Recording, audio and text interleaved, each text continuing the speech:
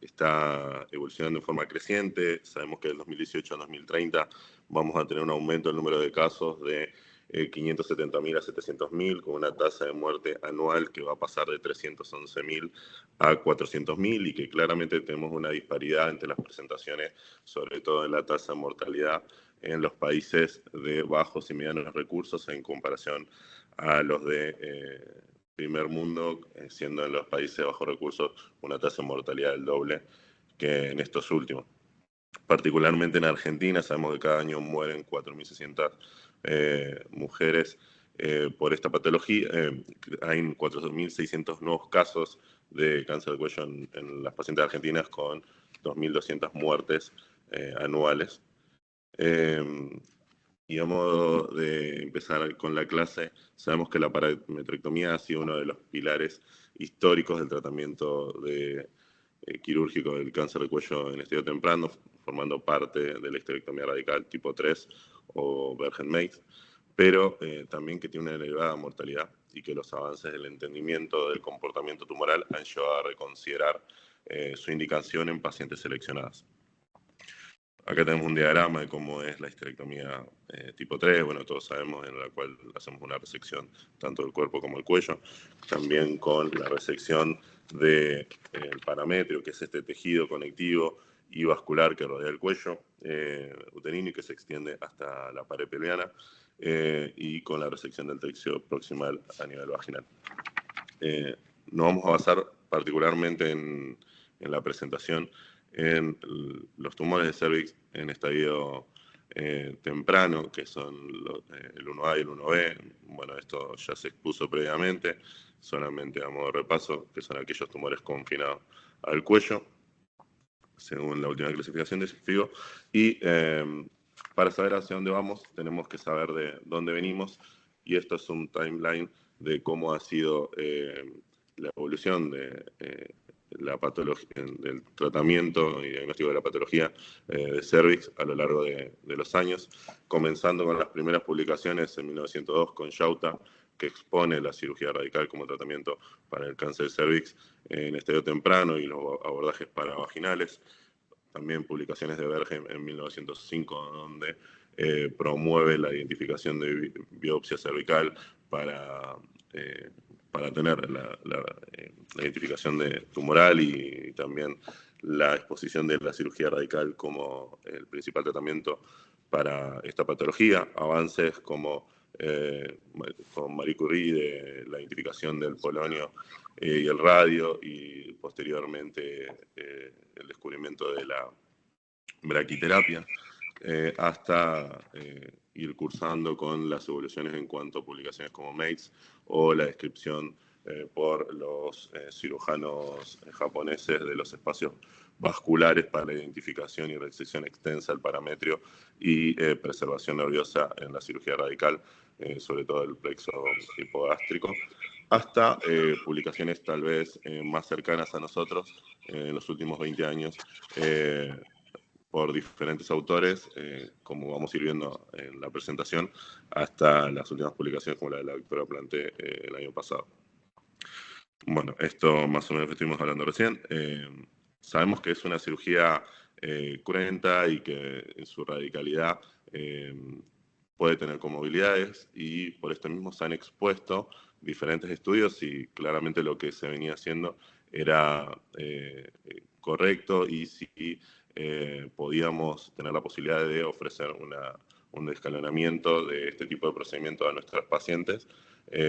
Y bueno, esto se empieza a ver en algunos estudios. Este es un estudio propuesto en Lancet en 1997 por Landoni, en el cual evalúa, es un estudio randomizado que evalúa la cirugía radical versus la radioterapia en un estadio 1B y 2A de cáncer de cervix, con un seguimiento a 87 meses, y identifica que la tasa de supervivencia libre general y libre de enfermedad a 5 años es idéntica entre el grupo de la cirugía y la radioterapia, y que tiene una tasa de recurrencia similar, también entre un 25% para el grupo de la cirugía versus un 26% para el grupo de la radioterapia, pero se identifican un mayor número de comorbilidades en el grupo de la cirugía, de un 28% versus un 12% en el grupo de la radioterapia.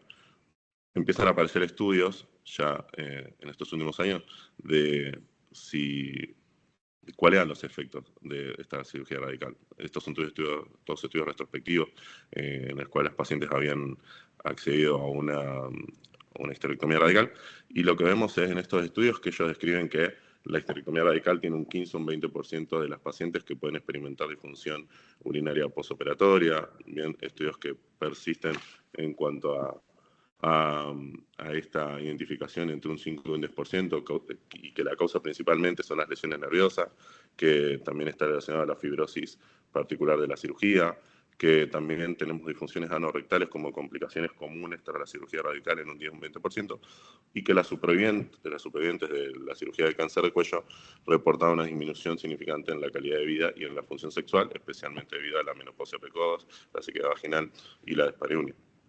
Entonces, existía la posibilidad de que hagamos un procedimiento con menos comorbilidad para la paciente, y se empiezan a exponer los principales estudios que tal vez refuerzan lo que hacemos hoy.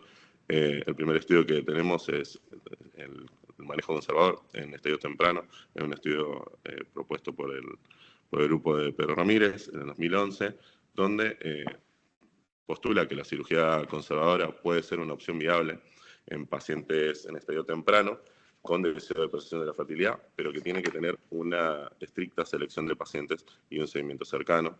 También otros estudios evalúan la utilidad de la parametrectomía, que claramente en estadios tempranos mejora el control local de la enfermedad, especialmente en los casos que tienen márgenes afectados, pero que en tumores pequeños y bien diferenciados la parametrectomía podría no ser necesaria, ya que no muestra un beneficio en términos de supervivencia, y otros también que describen que el involucramiento parametrial es raro en pacientes con cáncer de cervix en estadio temprano. Entonces, parece ser que las pacientes que tenemos un tumor menor de 2 centímetros, con ganglios negativos, sin invasión linfovascular y con una invasión estromal menor de 10 milímetros, tiene una probabilidad de infiltración parametrial de menos del 1%. Este es un estudio que ya tiene 20 años, es un estudio propuesto por el doctor Dargen Daniels, oncoginecólogo francés, en el cual él estaba trabajando también con pacientes con deseo de preservación de fertilidad. Postula una cirugía, un escalonamiento de la cirugía radical con una traquelectomía radical, en el cual describe que obtiene resultados en términos de control local y supervivencia buenos, aunque tiene que tener una detallada selección de pacientes, y a nivel de fertilidad, las pacientes que intentaban concebir post la cirugía tienen un 50% de tasa de éxito, y en aquellas que lograban quedar embarazadas, el riesgo de aborto espontáneo en primer trimestre es similar a la población en general, alrededor del 20%, aunque este riesgo aumentaba en el segundo trimestre. Así que ya se empezaba a ver de que la reducción de la radicalidad de la cirugía podría ser una opción. Este es uno de los estudios más importantes sobre la cirugía más conservadora, una histerectomía simple en pacientes de bajo riesgo en un estadio temprano, que es el CONCEPT. Es un estudio prospectivo que corrió entre los años 2010 y 2019 en 14 centros de 9 países, en los cuales tuvieron una selección de pacientes FIGOS 2009, estadio 1A2 y 1B1, escamosos o adenocarcinomas con tumores menores de 2 centímetros, sin invasión linfovascular, con una profundidad de invasión de menos de 10 milímetros, sin enfermedad a distancia, y si queda un cono, tenía que tener márgenes libres. Con una tasa de seguimiento a 36 años, lo que se identificó, y una de las cosas más importantes del estudio, es que la tasa de recurrencia a 3 años era de 3.5%, una tasa baja, por lo cual promovía a este tipo de cirugía como una posibilidad para el tratamiento de estas pacientes, que claramente tienen que estar muy bien categorizadas dentro de los criterios de selección que se exponían. Este es otro de los estudios del grupo de Pedro Ramírez, que también participa el doctor René Pareja, en el cual evalúa si la parametrectomía radical en una paciente que ya había tenido una histerectomía y teníamos un diagnóstico de un cáncer de cervix, era un procedimiento que era obsoleto. Es un estudio retrospectivo que corrió de 1999 al 2017 con un N de 30 pacientes, en el cual se clasificó como las pacientes bajo riesgo, aquellas que tenían un tumor menor de 2 centímetros con una invasión de menos de 10 milímetros y márgenes libres en la resección, y parece ser que las pacientes también de bajo riesgo no ofrecían un beneficio de supervivencia y de control de la enfermedad, la parametrectomía, y la tasa de recurrencia era similar a la que veníamos exponiendo previamente, del 1%. Otro de los estudios importantes sobre el tema es el LASER. Es un estudio expuesto en 2023, en el cual se evalúa a las pacientes con cáncer de cervix en estadio 1A2 y 1B1, según FIGO 2009, con tumores menores de 2 centímetros, las cuales fueron tratadas con histerectomía simple y modificada tipo B2. Corrió entre el 2015 y el 2018 en 40 mujeres de 3 centros oncológicos del norte de Brasil. Teníamos dos ramas, la rama de la histerectomía simple versus la histerectomía tipo B2, y vemos que la tasa de sobrevida libre de enfermedad a 3 años en el grupo de las pacientes con una histerectomía simple era de un 95%, versus un 100% en el caso de las de tipo B2. Que la tasa de sobrevida global a 5 años era prácticamente la misma, de un 90% para el grupo de la histerectomía simple versus la de la histerectomía tipo B2 de un 91%, y claramente con una reducción del tiempo operatorio para la de la histerectomía simple, concluyendo de que la histerectomía simple era un procedimiento seguro y potencialmente no inferior en comparación a la histerectomía radical, pero bueno, nuevamente con un criterio de selección muy apropiado para las pacientes que incluíamos dentro de este grupo de tratamiento. Y esto en el 2024 por la autora Planté, que tal vez es el estudio que tiene más fuerza sobre la indicación del descalonamiento de la cirugía radical, que es la comparación de la histerectomía simple versus la radical en pacientes de bajo riesgo con cáncer de cervix. Es un estudio fase 3 internacional randomizado de 700 pacientes, estadio FIGO 2009 1A2 y 1B1, con tamaños tumorales menores de 2 centímetros, con una limitada invasión del estroma cervical, sin evidencia de metástasis a nivel ganglionar, y lo que promueve es que la tasa de recurrencia a 3 años son muy similares, como vemos en el gráfico de abajo a la derecha, en el cual compara las mismas a 3 años, y la tasa de recurrencia en histerectomía simple es de 2,52%, y la de la histerectomía radical es de 2,17%. Pero más allá de la eficacia de este tipo de cirugía, también teníamos un procedimiento más seguro y sobre todo asociado a las complicaciones urológicas. Tenemos casi una mitad de tasa de presentación de lo que son las incontinencias urinarias, más allá de las 4 semanas en las pacientes, o sea, menos de la mitad en las pacientes con histerectomía simple, y 10 veces menos de retenciones urinarias también más allá de las 4 semanas. Entonces, parecería ser que en cuanto a la evolución de las estrategias quirúrgicas hacia enfoques más conservadores, está apoyado por los avances en imagenología para una mejor selección de los pacientes, el desarrollo de la técnica de ganglio centinela, como describió mi compañera en la clase pasada, y la evolución de tratamientos menos invasivos sin comprometer la sobrevida, que las pacientes candidatas para evitar la parametrectomía son aquellas que tienen tumores menores de 2 centímetros sin invasión linfovascular, con ganglios negativos confirmados por biopsia de la centinela, y que los tumores confinados al cuello uterino sin evidencia de extensión parametrial por resonancia o PET-CT.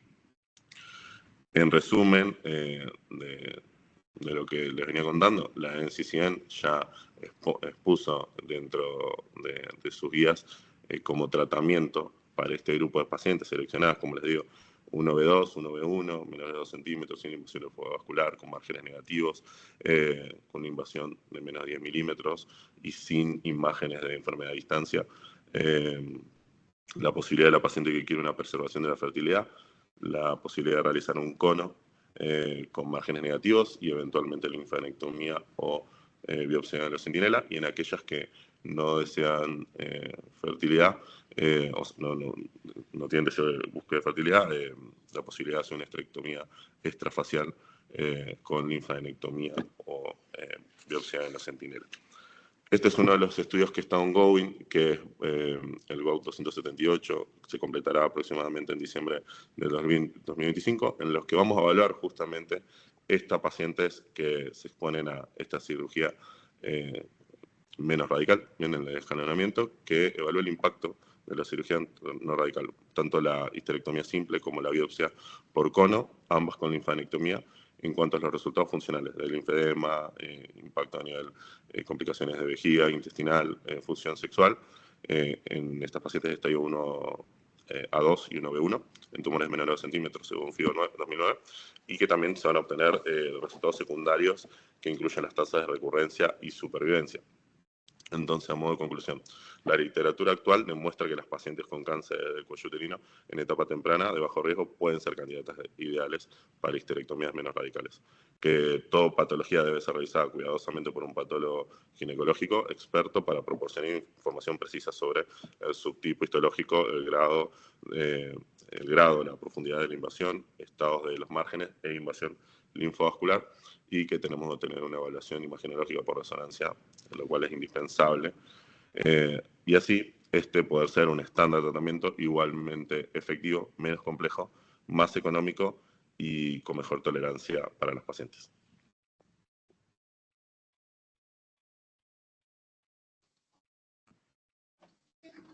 Buenísimo, Facu. Facu, buen día, ¿cómo andas? ¿Bien? Buen día, Fe. ¿Todo bien? Todo bien. Bien. ¿Alguien quiere hacer alguna pregunta? Yo, cuando les digo si quieren hacer una pregunta, no les digo con nombre. El que quiera, sea fellow o no, puede colaborar. Por el otro día un médico se me puso mal porque no lo nombro. Fede, Mariano habla. ¿Cómo andan todos? Gracias, Mariano, querido. Bien. Les hago Bien. una pregunta a vos, Resto. ¿En qué lugar para la selección de este tipo de pacientes ponen a la invasión linfovascular? Porque viste que los dos estudios, quizás que uno más referenciales, que es el CONSERV y quizás tenga más peso el SHAPE, son distintos en eso, en la reclusión de pacientes. El CONSERV las excluye, las que tienen invasión linfovascular, y el SHAPE no. De ahí, Facundo, lo pusiste como criterio de exclusión, me parece. Sí. Pero lo pregunto en general porque es una de las discordancias que hay entre los dos estudios, la invasión linfovascular. No sé cómo lo catalogan ustedes, como criterio de exclusión o no, o es un criterio que puede estar dentro de las pacientes para seleccionarlas. Perdón, Marian, criterio de exclusión para qué, no entendí el principio de la pregunta. Para entrar dentro del protocolo de pacientes sin parametrectomía. Okay. El CONSERV que las excluye, las que tienen invasión linfovascular, y el SHAPE no. Pero vos ya tenés un trabajo fase 3 como el SHAPE que te la incluye. Por eso, Aparte, yo creo que lo que dijo, la clase que dio Facu está bárbara. El concepto de esto es, ¿a qué paciente en la actualidad le vas a ofrecer una parametrectomía? Porque si bien es difícil incluir este tema, ¿a qué pacientes? Yo creo que el concepto, por eso siempre voy al concepto, hoy día vas a tener eso en una paciente que tuvo una histerectomía de urgencia no estudiada. Hoy día es inadmisible tener una histerectomía, salvo que sea un papá Nicolau, que haya dado un paso negativo, pero no tendrías por qué tener o que ofrecerle una parametrectomía a una paciente correctamente estudiada. Entonces, ¿en qué escenario te va a quedar esa paciente? En la que se operó de urgencia y no se pudo estudiar. Es decir, contadas excepciones, y el kit de la cuestión es, bueno, si yo tengo esa paciente, ¿qué hago?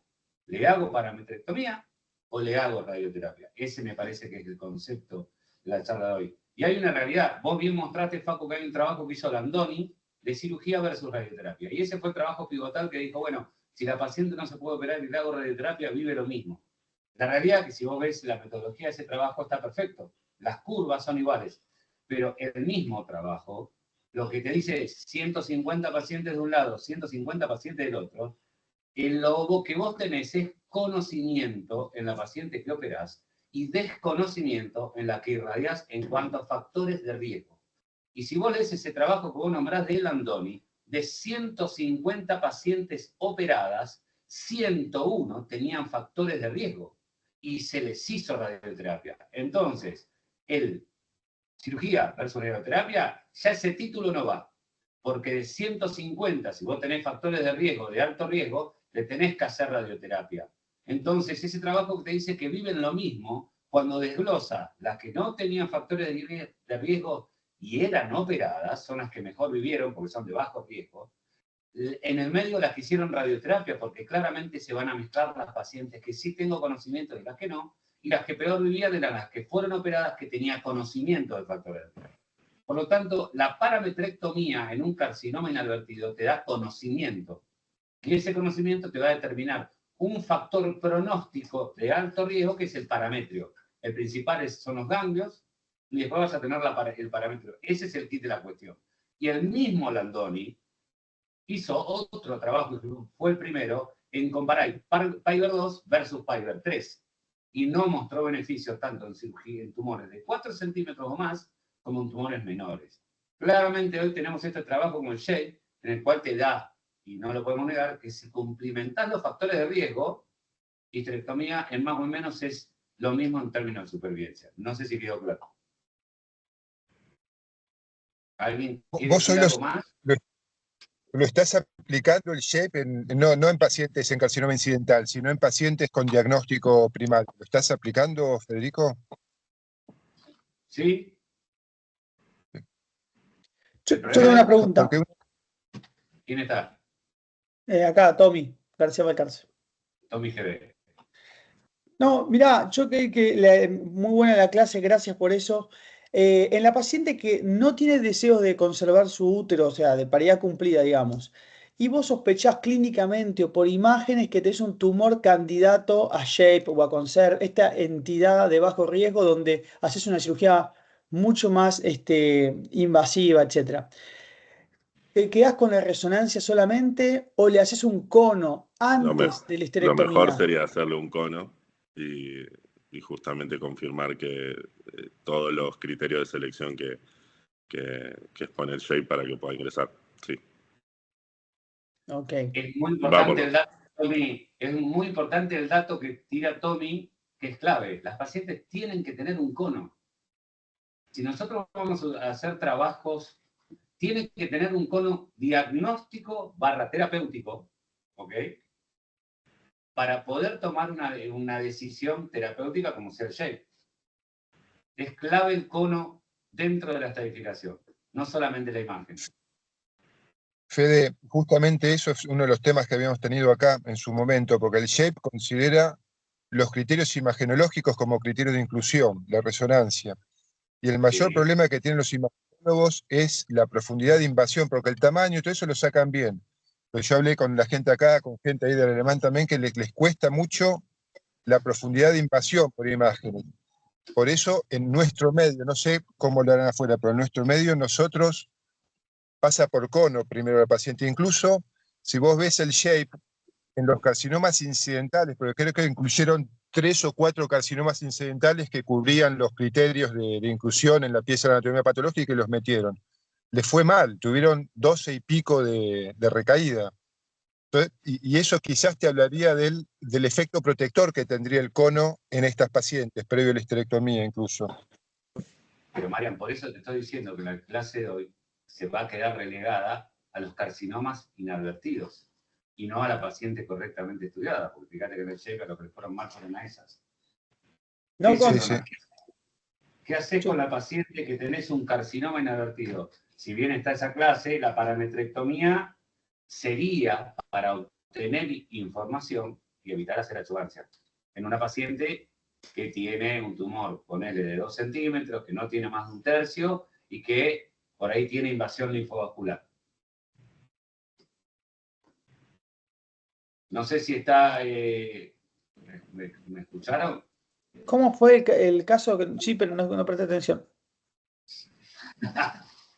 Se va tan fácil, se va tan fácil. Sí. ¿Qué harías? Nosotros en el hospital italiano, yo disiento un poco con eso, pero no para llevar la contra, pero si es una paciente que tratamos de nuevo en nuestro hospital, no le hacemos un cono de entrada. O sea, si tiene una lesión que está confirmada que es un cáncer de cuello y tenés una resonancia hecha por nuestra gente que tenemos confianza, no le hacemos un cono. O sea, nosotros estamos medio en contra de eso de hacerle cono para tener más información. No me opongo para nada, me parece que está buenísimo, pero después se empieza a mezclar qué tamaño tumoral es. Te llega la paciente con un cono de 3 centímetros, cuando le revisás no tiene más cuello, no sabes si hacerle una histerectomía, si hacer una traquelectomía radical, una traquelectomía simple. Como que para mí eso mancha la cancha, siempre y cuando, obviamente, si vos vas a tener en cuenta ciertos factores, por ejemplo, la invasión linfovascular sin el cono no la podés saber, ¿no? Pero si no le das tanta importancia a eso, teniendo en cuenta que después le vas a hacer una biopsia de ganglio centinela y la profundidad de invasión por resonancia la puedes medir bien, me parece que no está bueno hacerle el cono. Ahora, si no tenés ese dato bien correcto, bien estudiado, me parece sí que es una buena opción. No sé si expliqué lo que quería decir. Está bien, Hola. lo que vos decís, Diego, está Hola. bien. Lo que vos ¿Puedo decís, Diego, está opinar? bien. Sí, ¿quién es? Gonzalo Franco, soy de Córdoba, yo. Lo que pasa es que no se te ve el auto hoy. Por eso no te reconocíamos. Perdón, doctor. Mirá, ¿me ves ahí? Y no me da el ángulo para que no me da el ángulo. No se olvide que está grabado Sí. y esto puede correr en su contra si pone las dos manos en la cámara. Bueno, entiendo. Si hay cancelación del interior en este foro, yo no opino. Pero tengo opinión formada, que hace rato quiero opinar, pero bueno. Pero no se te escuchaba, opine, doctor Tango. Bueno, ¿puedo opinar? Por supuesto que sí. Bueno, en primer lugar, yo entiendo que esto no es una clase de parametrectomía en cánceres incidentales, es una clase de parametrectomía. ¿Me extiendo lateralmente, sí o no? Ese es el aim de esta clase porque se está hablando de CONCERT y de SHAPE, ¿no? Entonces, son dos situaciones totalmente distintas. En cuanto a lo que dice Diego, es bastante controversial porque Diego no te acompaña la literatura, no hay nada, ni siquiera los guidelines te dice que vos podés hacer esto sin cono, porque ambos trabajos tienen que tener en el cono, primero que esté libre, segundo que la invasión sea de menos de 10 milímetros, que no tenga invasión vasculolinfática el CONCERT. Entonces, podés llevarte, digamos, un chasco y tener que reoperar a la paciente por no haberle hecho un cono previo. Yo creo que más allá de enchastrar la cancha, lo que hace es agregar claridad sobre los métodos de inclusión. Yo no aconsejaría no hacer cono. Todas las pacientes que van a de los parametrios van todos a cono, porque hay, digamos, elementos que no están, y la resonancia magnética, como dice Mariano, tiene su limitación para informar el tamaño de la invasión estromal. Eso por un lado.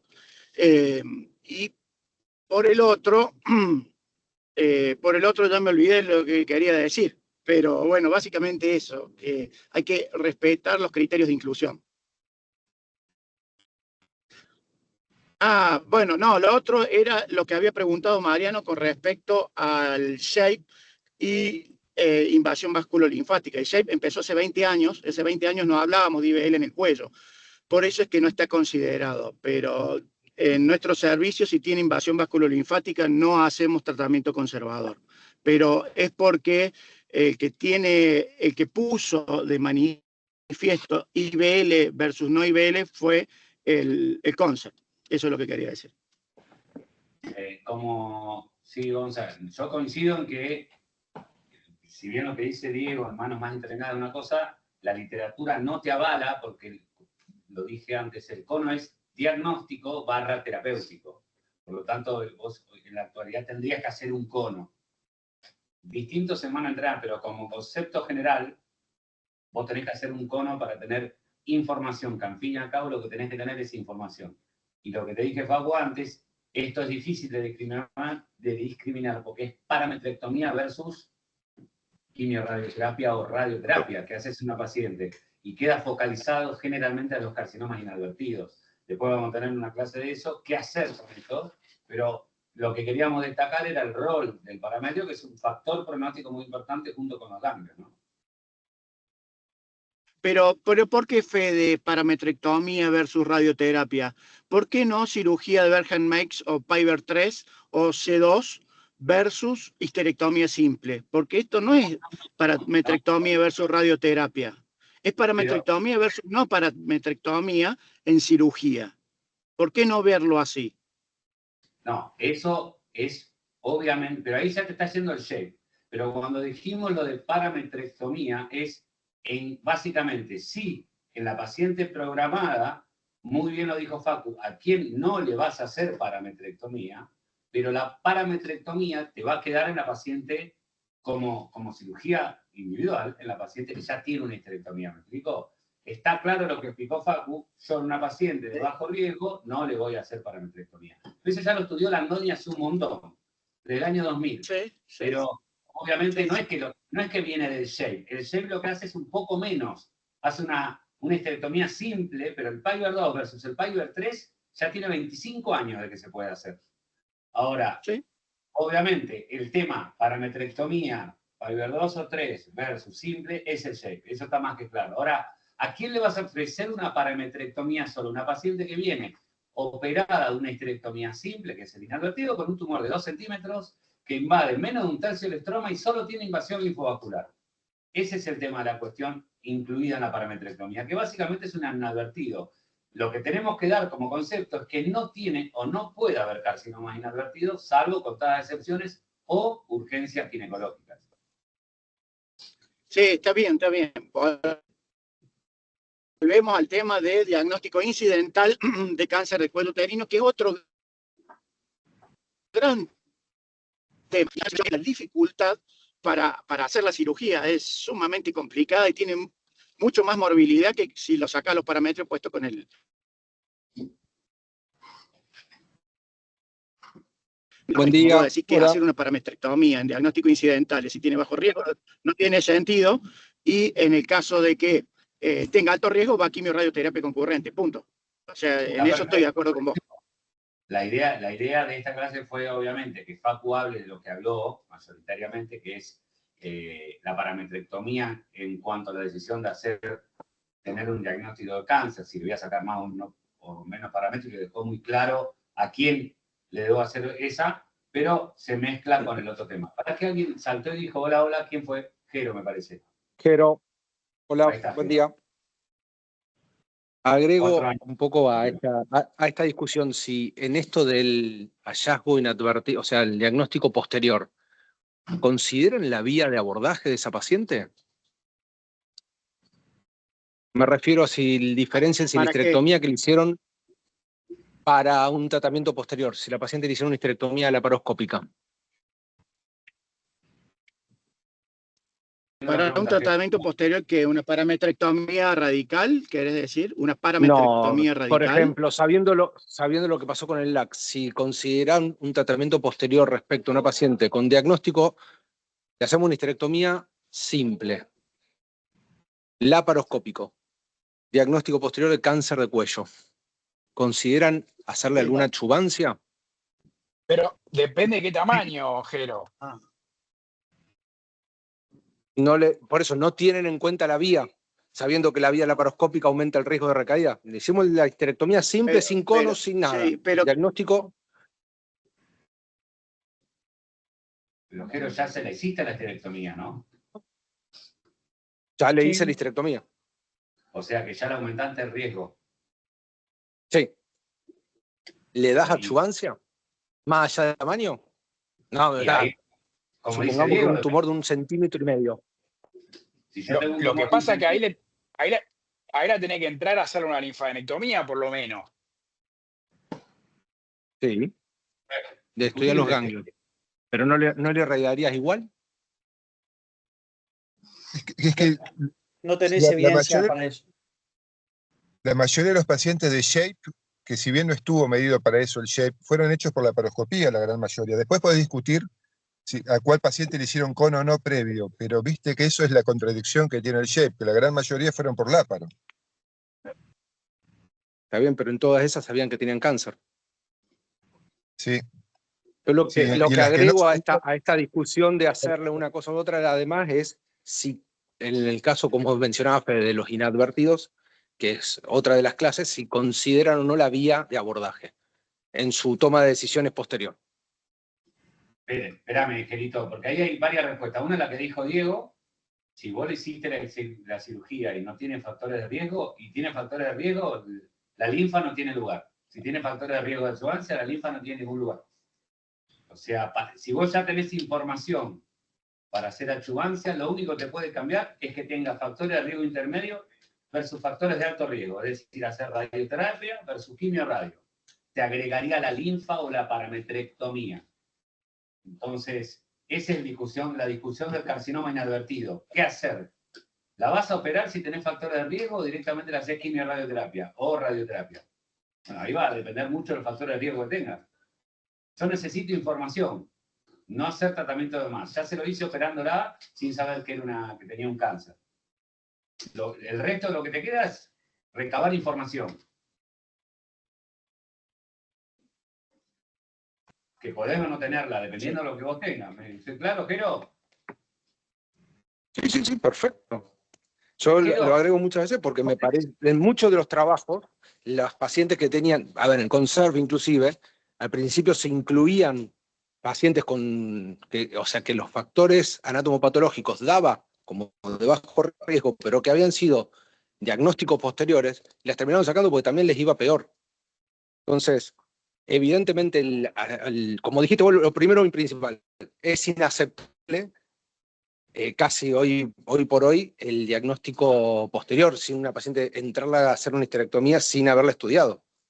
Y en la mayoría de los trabajos, incluso de conservación, demuestran que son pacientes que, por algún motivo, evidentemente, porque uno no ha tomado las pautas correspondientes para el tratamiento correcto, son pacientes que tienen más riesgo de recaída.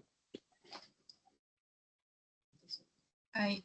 Totalmente, Sofi, ¿querés Jero. decir algo? Perdón, sí, dos palabras. Quería decir con respecto al subanálisis de Planté, en realidad, que el endpoint primario o el objetivo de ese estudio no es analizar si se hace por video o no. Igualmente es un tema que lo vamos a ver la semana que viene. Pero ese subanálisis en realidad lo que compara son 57 pacientes realizadas por histerectomía radical, histerectomía simple pero convencional versus 200 y pico que son por biolaparoscopía. Entonces tampoco están balanceadas las ramas para analizar, digamos, si tenés la misma sobrevida o recurrencia con respecto a eso. Y más allá que nosotros, la mayoría de los pacientes, le hacemos conos o nos llegan con los conos para tomar una decisión de si hacemos parametrectomía o no, o hacemos una cirugía radical tipo A, el estudio de Planté en realidad te da la opción de hacer una biopsia y hacer la resonancia para evaluar la invasión, más allá que el 80% de las pacientes tengan un cono y un 14%, por ejemplo, solamente pacientes 15% tenían la biopsia y la resonancia. Pero bueno, lo tiene como punto de inclusión. Pero, Sofi, lo que vos decís está bárbaro, lo de histerectomía. Sí. Pero así como los endpoints no focalizan en un lado, no hay que focalizar en lo que nos conviene, o en lo que uno decide. El endpoint es el endpoint. Y si el endpoint te dice que no focaliza en la vía laparoscópica, claro, pero muchas veces se extrapola y se le da empíricamente ese concepto, como también el cono. Si el 80% se le hizo cono y el 20% no, yo no me voy a parar en el 20%. Tal cual. ¿Sí? Porque, como vos bien decís, nadie estudió o no fue el endpoint de cono o no. ¿Me explico? Exacto. Uno no se tiene que parar en el endpoint que le conviene. Si el endpoint es uno, eso es lo que da el resultado de ese trabajo. Después se hacen análisis sobre ese mismo trabajo, pero no fue el objetivo. Van perdiendo validez. Sí. Bueno, igual no vamos a spoilear la clase de Sofi y la de Rod de la laparoscopía en cáncer del cuello que se va a dar más adelante. Facu, ¿alguien tiene algo más para decir? Gracias, ¿eh? Gracias a todos.